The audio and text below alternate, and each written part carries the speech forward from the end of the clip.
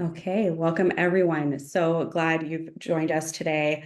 Very, very excited for today's discussion.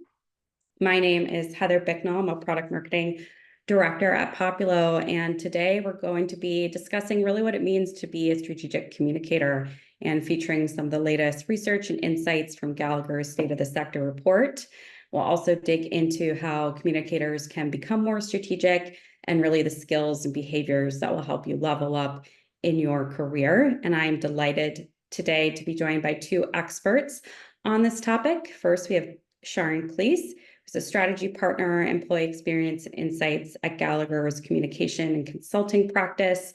Sharn has worked in the employee engagement field for a decade. She works with clients from a range of industries and sizes, and her expertise is focused on the interplay between internal comms and employee experience.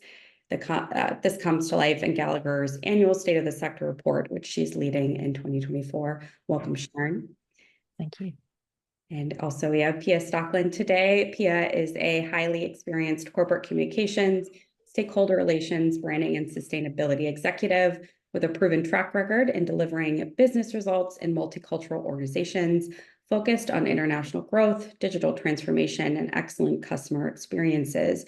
Pia is currently the VP of Global Employee Communications and Engagement at Pandora, where she drives the alignment of Pandora's 32,000 employees around the company's purpose and growth strategy. Welcome, Pia.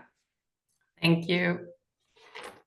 Well, let's dive in. I think before we get to the heart of today's discussion today, Sharn, just hoping that you can give our audience a little bit of background on the state of the sector, since we'll be referencing that report quite a bit today.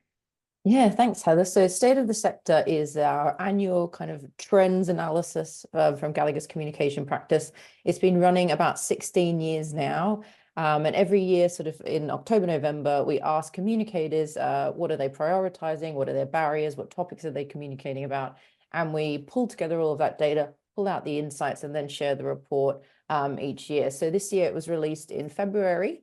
We had 2,301, that one could be you, responses to the survey. And I think about 49% of those are from North America, so the US and Canada. And about 41% were from the UK and Europe. And we had a big mix of organization sizes, people that were all communicators, but some were reporting into HR, some to corporate comms, and so on. So lots of good data in there that we use to spur a conversation, which is why we're here today. Wonderful. And it's an excellent report. I know we just shared it in the chat as well. So if you haven't had a chance to read it, highly, highly recommend. So let's really dive in. And I think, setting the stage for this discussion, kind of a big topic here about what is the purpose of internal communications. I think there was some great dialogue this morning in our keynote focused on some of the key drivers of employee well-being.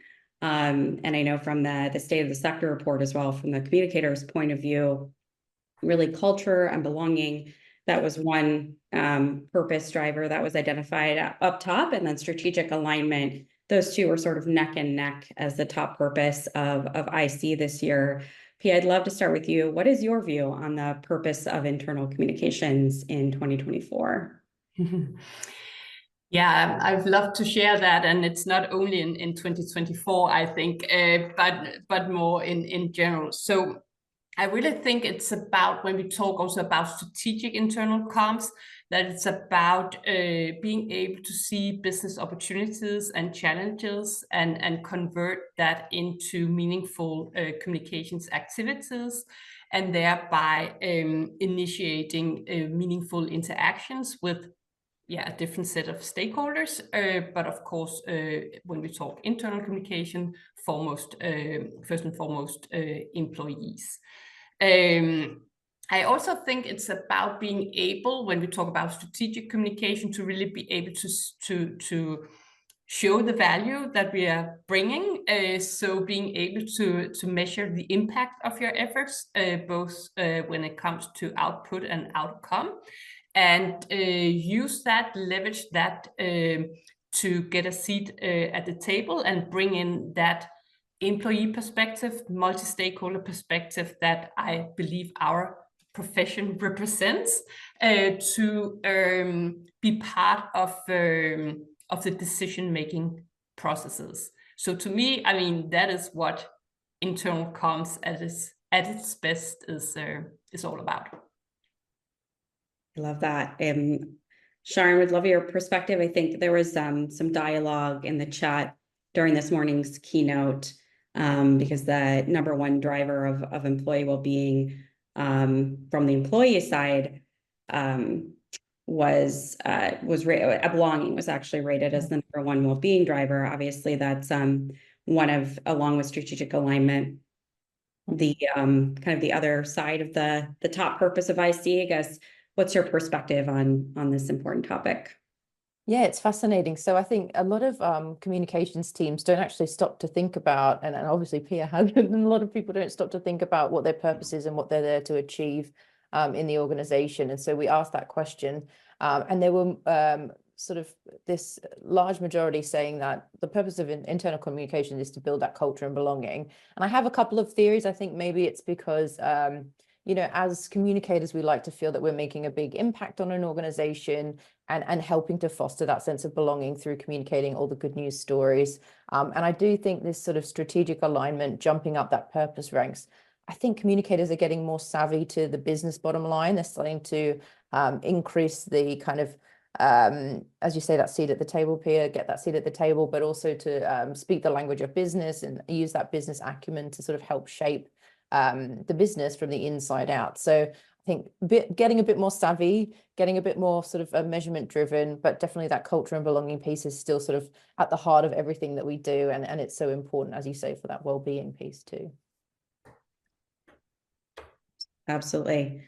So I think let's shift into how the role of IC varies depending on what's being communicated about. I thought this was a really fascinating part of the latest state of the sector, really how, you know, communicators' role can vary depending on the comms topic. So there were sort of three different levels of operations, I suppose, supporting advisory and strategic. I wonder, Sharn, could you just explain the differences between those and sort of what the findings were? Yeah, for sure. So we wanted to get a sense, we know sort of after COVID, all the cards were thrown in the air and communicators had to pivot, and it did feel like there was a bit of a step change for communications. But over the last couple of years, we wanted to sort of see if that seat at the table had been held or if it had changed. So we asked a series of questions, and they were about how does communicators comms as a function operate when choosing how to communicate? So like, do you get a choice in, you know, the medium that you're using? How you contribute to content, so the level of contribution, but also the level of influence on sort of where to communicate. Do you get to pick your channel and how you talk to people? So we were asking, were people strategic, advisory, or supporting? And so if you were strategic, that was proactively going out and saying, actually, I know we've got, you know, Belonging Week coming up. Here's how I think we should strategically communicate about it and roll that out to our audiences. If you were advisory, it might be the head of belonging coming to you and saying, what's the best way to communicate this?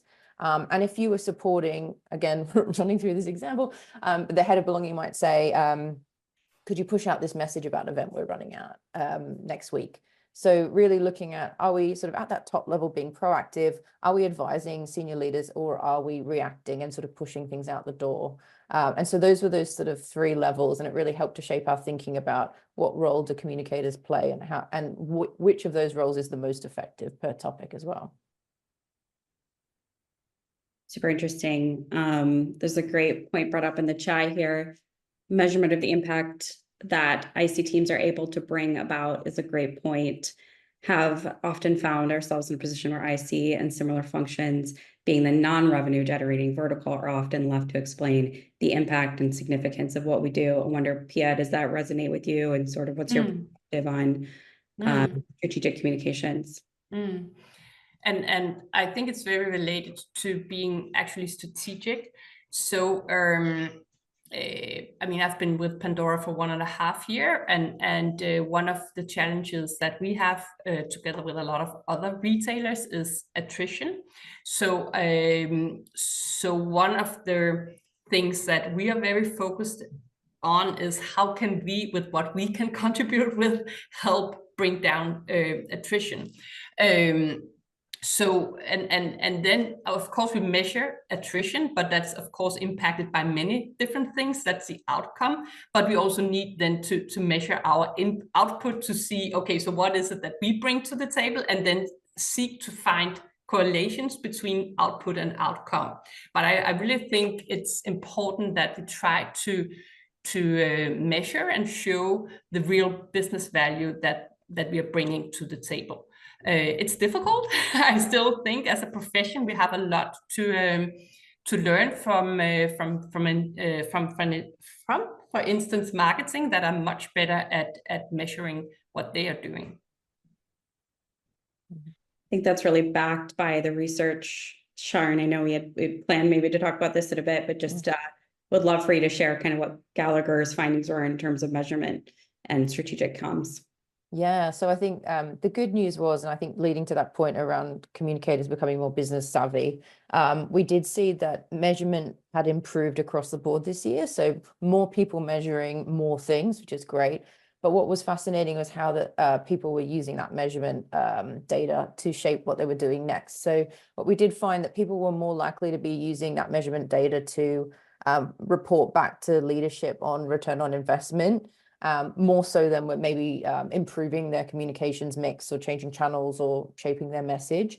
But what we did find was those that were in that strategic role were more likely to be using their data that they've captured to prove that ROI. So just like Pia explained, being able to look at that, what are we trying to reduce or improve? And if that's reducing attrition, I can draw a line.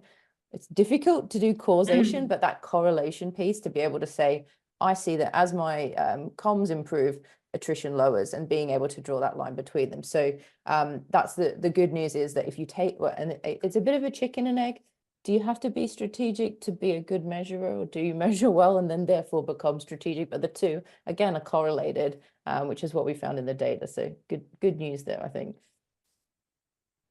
Yeah, I thought it was really encouraging this year to see kind of the positive momentum on measurement for sure, and that kind of proof that taking the time to do that in, when a lot of communicators are really resource poor and time poor, does make a difference in terms of the ultimate success of those comms initiatives. So, and I think on that point as well, how we look at what are the barriers to measurement. As you say, time and resource is #1 barrier, and that's remained the same as last year. So it's never anything, but also the tools and technology are holding people back. And I know there are tools and technology that can help you measure, but that's one of the things that people struggle with. So talking to IT and upgrading the tech stack can often help with that measurement piece too. Absolutely agree. There was one sort of discrepancy that stood out to me in this year's State of the Sector that I'd love both of your perspectives on. So there was, on one hand, the majority of communications professionals said that engaging teams on purpose, strategy, and value was their top priority for the coming year. But only half of that group believed that they were operating on a strategic level when it came to communicating about that topic. Is this a sort of gap that you see, and do you have any advice on how communicators can sort of overcome that gap and move toward the more strategic realm, given the importance of communicating about this topic? Yeah, I mean, I can kick off with the data. I'd love to hear your opinion too, Pia, because when we look at, so 50% was strategic about talking about strategy, but I don't know, in your experience, Pia, as well, oftentimes if the strategy is coming from the senior leaders down, you might be in that more advisory role. And I know about 1/3 of people are, or you might be passing the messages straight through. So I think I'd be keen to hear sort of how you handle it as well. Yeah, I think it's, I mean, you need to, if not fight, then work your way in, because I fully recognize that, the senior leadership team of the company, they develop the strategy, and then they come to comms and say, so yeah, now we just need to have, an article or engage top 100 and so, or something. Actually also sometimes being much more focused on on an external audience. So for instance, if it's a new strategy, then on investors and analysts, and then we gather, top 100 of the company, and then we are more or less good. So it's about professional integrity and asking questions and making the case for why, just hosting a top 100 will do the trick. That now you have probably, as a senior leadership team, worked with the strategy for a long time, but for all others, it's new, and it will take a lot of different interventions to actually align the behavior to the new strategy. So, and then once you have been, in an environment, in a context for a certain period of time, you also get to know the decision processes. And then it's, of course, about maneuvering your way into those and insisting a little bit. And also, daring to give the organization what they need and not just what they want. Will you succeed the first time? No. But if you can move the needle just a little bit and then prove the value, the results that you create, then next time, you will hopefully be brought in a little bit earlier, and then be able to influence. Again, it's much easier to engage and excite stakeholders, including employees, if you make the right decisions. So it's not that I'm saying that we can come in and change decisions, but small tweaks can actually make a big difference. So to me, we really need to stand on two legs. One thing is, of course, conveying what have already been decided and engaging colleagues and other stakeholders around those decisions, but it's as important to be part of the decision processes and influence those, because, as I said, small tweaks can make a huge difference in how successful you will actually be with executing, for instance, on your strategy. Super powerful. I love that advice, Pia. All right. I think it would be interesting also just to, we've been talking a lot and sort of,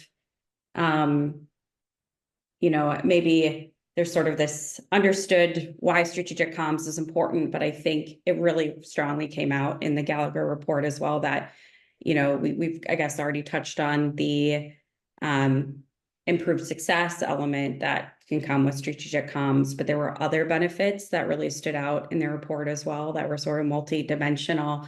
Sharn, would you like to sort of dig into some of the findings there? Got a list. There's so I think the biggest finding for us was that, and it almost, these are the things that are like, you in your gut you knew they were true, but now we have the data to prove it, was that when communicators took that strategic approach, employee understanding increased, right? So if you can be strategic, and like you say with Pia, if you can invite yourself to that room, if you can get ahead of things, make those small tweaks, then actually it'll pay dividends because employee understanding will increase. The other more interesting stuff, and I'm going to pull out a few, is that if you are taking a strategic approach, it makes giving feedback easier for employees, and employees are more willing to feedback if you take a strategic approach. Again, we touched on measurement, that when you're strategic, you're likely to measure more and be able to, just like Pia, and connect the kind of correlation there. But I think the strongest one that was interesting to me was that when you are strategic, not only is it better for that business case, but personally, it improves your well-being. Well, I won't say it improves your well-being, but there's a correlation between being strategic and having better well-being. And I suspect it's because there's a sense of fulfillment and purpose and control and flexibility to say, I'm a captain of this ship and I know where we're going and what we're aiming to achieve. Where if you're sitting back and not able to take that stance, then it can be sometimes a bit demoralizing, because you might have had a better idea of how to get employees on board, or you might not feel like you have that sort of sense of control or ownership or stewardship. So definitely across the board, better measurement, listening and feedback is easier. better well-being, all of the above. So definitely taking that strategic approach will, you know, benefit across the board.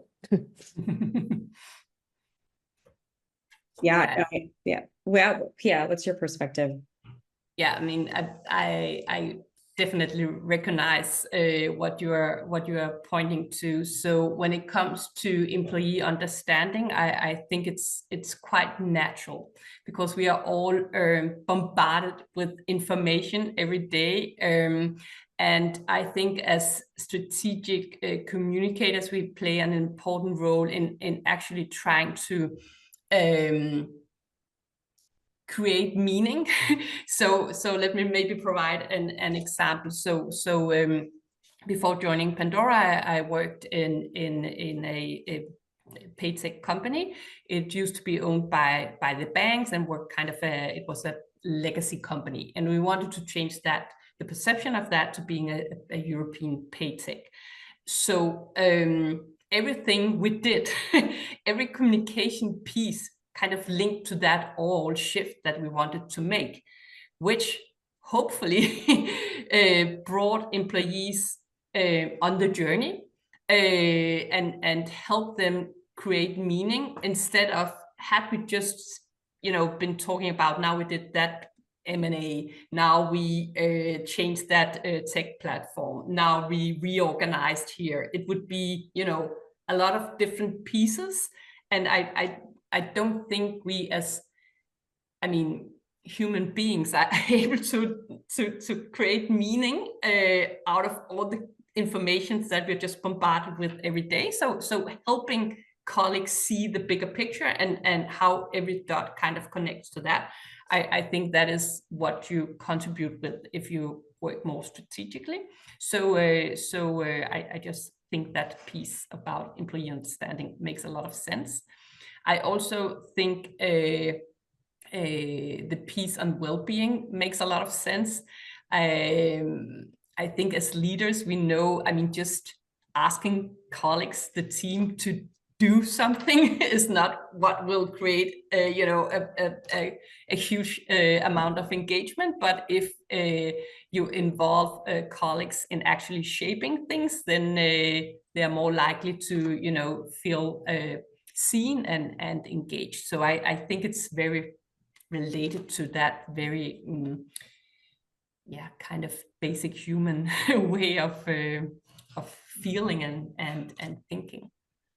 You touched there, Pia, on just that idea of almost like bringing people up through, you know, training people up through into communications, or starting more junior and helping them, like having them help shape where you're going with things. And I think we did a special look at the data, Heather, as well, to look at the strategic approach compared to seniority. And when we looked at, we asked people, are you an individual contributor? Do you manage people, or do you manage people who manage people? So like employee, manager, leader. And actually we did see that, you know, as that sort of succession goes, you become more strategic across that time, and you become less supporting. So there is this sense that you can kind of foster that strategic spirit through more, you know, from junior through to senior roles. But what is quite funny is that you do sort of keep doing all of those elements of the job. You do still have to do some support no matter where you're sat in seniority levels. So I think it's quite interesting that you mentioned sort of having people get involved, help shape what's happening as a team. It's also going to help that strategic growth for them personally. But I also, I mean, a piece of advice would also be, even if you are a contributor, to be mindful of, I mean, when you see opportunities or challenges, to be proactive and try to shape things and you know, propose things. So even if most of what you do is something that kind of comes to you, I mean, early on in your work life, try to find those, you know, small pockets or of opportunities and chip in and get to know the business, create relations, and yeah, then that's probably my best piece of advice for how you can start working on a more strategic level early early on. That relationship piece, I think, is such a key critical skill for the future. And we all talk about AI and all of these things, but the one thing that's going to remain consistent is, can you find those opportunities? Can you connect with people? Can you make those conversations happen? And that idea of, as you say, like opening that door and unlocking that opportunity, ask to be invited to strategic meetings, like ask for your seat at the table, like take it. Don't just sit around waiting for it as well. So I think I love that idea of being proactive, not just, being strategic and being proactive, but in your role, can you proactively seek out those opportunities to be proactive? Yeah, Proactive exactly. squared. Yeah, exactly. Absolutely. I think often there's sort of a question of, is being more strategic something that naturally comes along with career progression? As I move up, I'll be put in more of that strategic role. But I think also, you can develop those skills, build those relationships, work on that component, and that actually helps with your progression as well. Is that how it played out for you, Pia, or what's your experience? Yeah, I don't know. Other people need to judge that, but I think it's important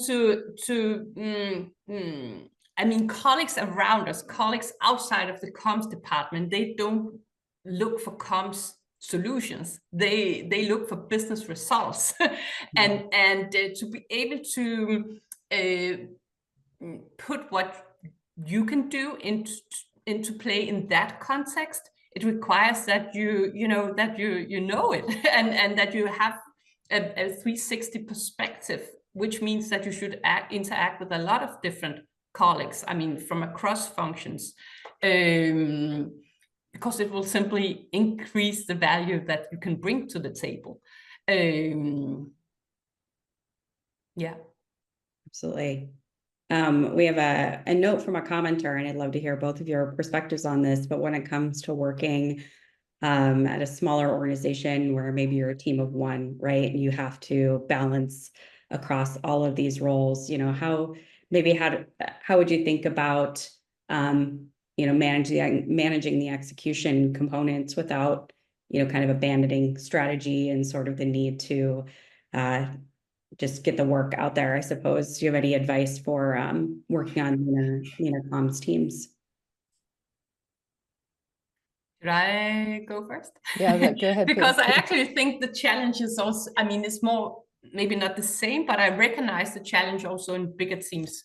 You can easily be caught in all the execution. I mean, that you need to get news out there, and you need to support a leader there, and you need to, but I think what is important is to be mindful of what is that you are aiming for? What is the big shift, or the biggest shifts you want to make longer term, and then connect some of all the daily operations to that kind of shift. So getting back to my example of building a European paytech, I mean, yeah, we did tons of communication every maybe not every week, but then every month.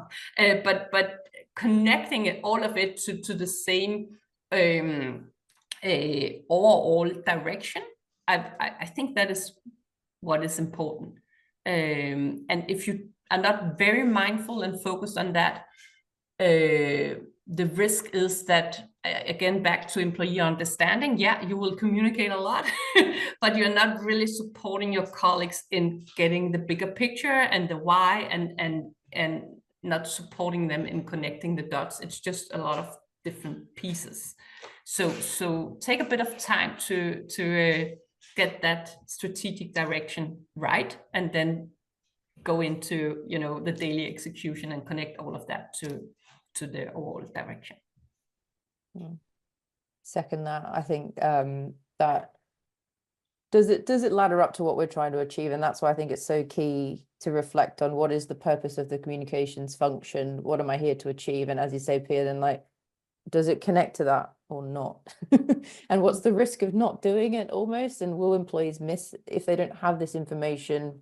Will it be detrimental? And 9 times out of 10, we're not rocket scientists or brain surgeons, and the urgency that we feel is often not real. And I think if you get a lot of panicked people coming to you and asking you to put stuff out into the world, as you say, no one's going to understand it. So it's almost like pausing if you can, and then trying to connect to the bigger picture. And if you can't make that connection, perhaps you can sort of let it go. I think one very tactical tip, I was talking to a communicator who had done a very good job of starting to write down all of the tasks that they were asked to do, from whom and about what, and which pillar or initiative did it connect to, and almost keeping almost like a timesheet of like, where is my time going and what am I spending the most time on, and that could be a good thing to look at. Where can I delegate? Where can I use AI? What's actually shifting the needle, and where can I see those correlations between what I put out in the world and those bottom line figures like attrition, as you say. So I thought that was a bit of a self-study, as a nice way to start to look at what am I spending time on, but what's actually useful and effective, and comparing the two, because they might be quite different. Pia, you've made some really powerful statements in some of our previous conversations about how internal communications professionals also need to self-educate and understand the wider business context, and really understand the company's strategy. Would just love for you to share those insights with this audience, because I think what you said before is just super there. Thanks. Yeah, so it's very much again back to building relations across the company, to really understand what the industry is about, what the business opportunities and challenges are. So I think I shared that anecdote with you, that working in a company and with a colleague, that after a year was surprised to learn which market was our biggest market. I mean, then you can be as super excellent communicator, but if you after a year with the company don't know I mean where we earn our money, then I get really concerned, honestly.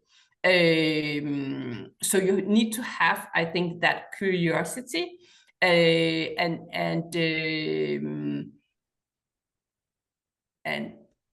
yeah, just appetite to get to know the industry, the company, to be able to bring what you can, your skills into play in that context.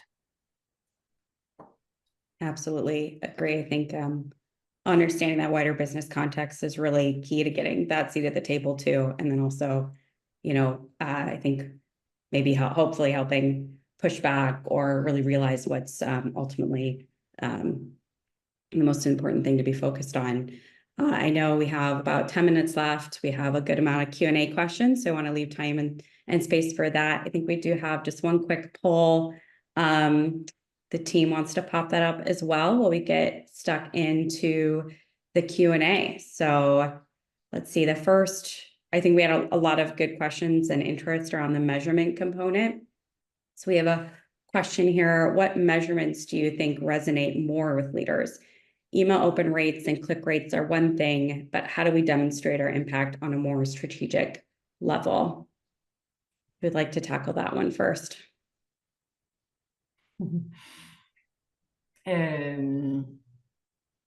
I think it's about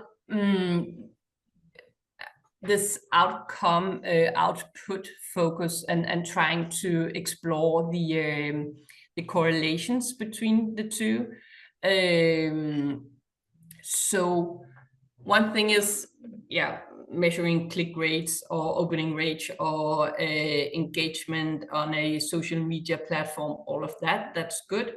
But then you should try to link it to, so do we see increased employee satisfaction, increased sense of belonging? Do we see that attrition is going down? And then you should, I know it takes some resources, but try to see in, for instance, markets where we have good engagement, adoption of a social media platform, do we also see an increase in the sense of belonging? Yes or no? And try to, study it, be curious, because I think there is a reason for why marketing has done this for decades, and they actually have a seat at the table, right? They are in most executive teams now. We are not as comms professionals, so I cannot emphasize the importance of doing this enough. Is it easy? No. Does it require a lot of resources? Yes, but I think we have to do it to deserve our seat at the table, and that is important because we have an important role to bring, and that is that employee perspective, multi-stakeholder perspective into the decision processes. Absolutely. I think we have another related question, Sharn, and I'll ask this one and then turn it to you because I'm curious if, what's kind of the Gallagher view on comms measurement and what have you learned from working across lots of companies. But a question here, can you get granular on how you're measuring success? I think some of those are really good examples that Pia just gave as well. If you can, discuss how you're getting specific number of subjective areas. For example, I'm often looking at internal brand recognition following a merger and acquisition and employee engagement. In a manufacturing industry, I find it hard to get data on 26,000 hourly employees. Yeah, that's a lot. Well, I was going to say, so a couple of things there. So first of all, with the 26,000 hourly employees, obviously it's a huge population. But what I have learned from my data science nerdy bits from State of the Sector, when you start to look at big populations, there are patterns that form. So you don't need to ask all 26,000, but you would want to ask a sample. Now, that's easier said than done from me. But there's lots of things that you can look at. I think what's fascinating is in the State of the Sector, we asked communicators what KPIs are they held to account for. The number one KPI was employee engagement, 74%, which I think is fascinating because you can influence engagement, but there's so many other things that go into engagement that are out of your control. And that feels like a bit of a catch-22 for communicators because there's nothing, when we think about what's in our control and what's in our influence, there's two different things. But if you think about like internal brand recognition, you could go quite lo-fi, right? There could be, I love this one, but like having, when you go through security at Gatwick Airport, there's a little, how was your happy day today? Like happy face, sad face, and you press a button. Could you do something where people walk out the door and they pop a marble in happy, sad box? Like, or could you get quite, granular with your questions and ask one simple key question a day for everyone that's on site? And then a week later, when there's a different shift on, could you ask them another key question? So rather than surveying everyone all of the time, I think because that is quite unreliable. Is it possible to ask quick fire questions that are targeted to different people over time, and you start to build a picture? And I think too, when we look at engagement, what are we really trying to achieve? What does engagement get you? Is it getting you in higher productivity? Is it getting you, more overtime, the discretionary effort essentially that employees are willing to do for free? And what does the business actually care about when they say they care about engagement? If you can work out what the business is actually trying to get at, as you were saying before, maybe attrition, Pia, or if it is productivity, who's measuring productivity, and can you find that? So looking at what are you measuring, and can you start to paint a picture? Because one measure is not going to do it.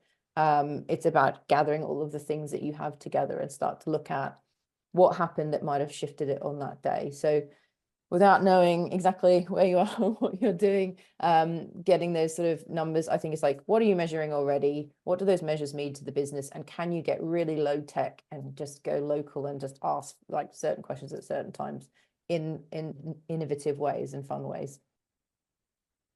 Love the fun example you shared there, and maybe a way to get around some survey fatigue or reach audiences who maybe aren't so digitally connected.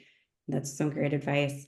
Pia, I think there's a good question here for you. So this person's finding, what advice would you give to individual contributors who are reporting to managers who have demonstrated that they are enabled to think strategically and fixate on the tactical? So if you have a tactical manager, but you're in reporting in, what can you do to sort of influence? Yeah, it's always difficult if you have that kind of a glass ceiling, right? So I still think focusing on those, I mean, small pockets where you can see that you can, you know, think a bit differently, connect it closer to the business, to other functions, show the value of that. But of course, it is a difficult situation if your manager is very tactical, operational. I mean, there's only so much that you can do, but try to, you know, create connections, relations outside the comms department. I would probably still be my best advice. I'd agree with that. Make those people connections beyond, because if comms is there to service everyone, right? So if your manager's focused on one thing, how could you help IT talk about their thing? How could you talk to HR about their thing? Like, it's connections further and wider. And I think sometimes strategy is not doing something. Strategy is not like doing all the things in a strategic way, but strategy is like, I'm not going to do that because it doesn't fit what we're trying to do. So if there is something more and more tactical, can you just not do it? Controversial. It could happen. And then you probably need to be a bit patient. I mean, it's not something that you achieve in a week or a month. It takes time. I would also say there may be an opportunity as well to, you know, influence your manager, or I definitely would, you know, even just by sharing, hey, I have a perspective on this, or I think, you know, I'm seeing these two things connected. I think there is an opportunity here. You know, don't, I guess, give them, not saying that you haven't, but the benefit of the doubt, and, you know, maybe some willingness to take on something, and maybe they're just kind of in the weeds or facing different pressures. So I would say there could still be an opportunity there as well to work with your manager on that and sort of influence up, as they say. All right, maybe one final question, one or two more we can fit in here. Curious, in your experience, what would you say is the most significant hurdle for individuals or organizations in fully embracing strategic communication principles, and how can they overcome it? So what is the biggest obstacle here? The biggest obstacle and biggest opportunity is often, I don't have the time or I don't have the resource. That's always the challenge with state of the sector. What's the number one barrier to success? But that's also, it's a self-fulfilling prophecy in that if you're too busy to get strategic, then you really need to get strategic so you can stop being so busy. I think, gosh, how can you overcome that? And then I mean, I'm also getting back to this, that we need to show the value of what we do, because I don't think it comes out of bad intentions, but still, I mean, some senior people, they don't see what it is that we can bring if we behave and act more strategically. Because they simply see comms as someone you call when you need to get something out there. So yeah. You know, super interesting stuff. And I know we're at time here. I want to thank everyone for the really, of course, I want to thank our speakers, Sharn and Pia, for their excellent advice today. Super insightful, and really appreciate you taking the time. And then thank you to our super engaged comment section as well. Great to see the discussion there, and I hope you found the session valuable. Thank you for joining. Thank you. Thank you.